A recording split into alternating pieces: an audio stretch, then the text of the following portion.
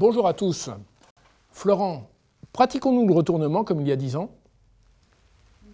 Il y a 10 ans, on est en 2009, on traite un grand nombre de dossiers en LBO et l'approche extrêmement financière. L'expérience et la spécialisation sont les deux clés pour nos clients. Aujourd'hui, alors que les cycles se sont raccourcis, nous devons aussi jouer avec d'autres dimensions.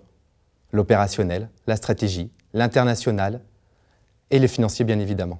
Mais au final, c'est mieux ou c'est pas mieux? Beaucoup plus complet, challenging, mais surtout passionnant. Toi Serge, tu vois quoi comme évolution au cours de ces 10 dernières années?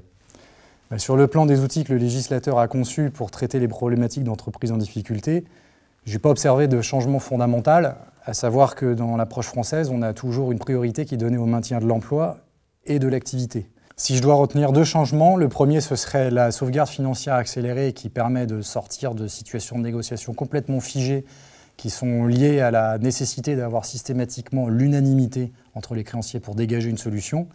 Et la seconde, ce serait dans les procédures de sauvegarde ou de redressement judiciaire, la possibilité pour les créanciers de présenter leur propre plan en concurrence avec celui de l'actionnariat et du management. Et à la fin, c'est le tribunal qui tranche.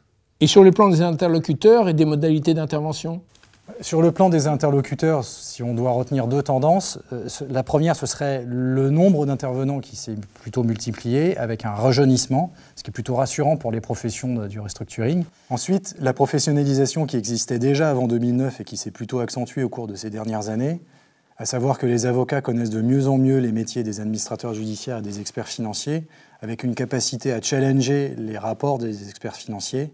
De leur côté, les experts financiers connaissent très bien les dispositifs légaux qui sont à la disposition de leurs clients et sur la base de leur diagnostic, ils sont maintenant capables de proposer la meilleure procédure, en tout cas celle qui est adaptée aux besoins du client. Dis-moi Thierry, ça se passe comment pour toi sur le plan managérial? Tu peux me décrire le manager de crise d'aujourd'hui? Il y a 20 ans, une société en difficulté était en général une société mal gérée. Aujourd'hui, dans 80% des cas, c'est une société qui ne s'est pas adaptée à l'évolution de son marché. C'est totalement différent. Le rôle du manager de crise est donc passé d'un manager gestionnaire, de préférence excellent, à un manager de transformation métier. C'est par son métier que l'entreprise retrouvera sa santé durable. Thierry, on dit souvent que ce monde est fermé, tout le monde se connaît, t'en penses quoi? C'est vrai que c'est un monde fermé.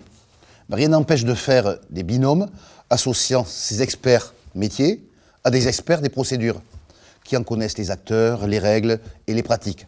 C'est le pari que nous avons fait chez Valtus il y a une dizaine d'années, de transformer notre offre classique. Et ma foi, nos clients et partenaires s'en vont être satisfaits. Et toi Benoît, la digitalisation de la banque, ça a changé quoi dans ton métier? La digitalisation de la banque, c'était une vraie révolution.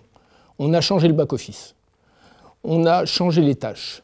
On a mis en place la signature électronique sur les flux, avec les administrateurs judiciaires. On a mis en place la signature électronique à l'ouverture de compte, ce qui permet d'être plus efficace. Et on est en train de mettre en place, depuis 3 mois, la IDAI, un grand gain de temps pour les clients. Ok, mais au final, ça change quoi? Ça m'a permis de libérer du temps. Ça m'a permis de mettre en place 10 commerciaux supplémentaires. Ça m'a permis de mettre en place une stratégie qui n'existait pas il y a 10 ans, s'occuper des clients en amiable, en procédure et également en plan, qui pour moi sont les 3 axes du restructuring. Allez, ces 10 ans de restructuring en un mot, c'est quoi? Passionnant. Passionnant. Envie? Exaltant.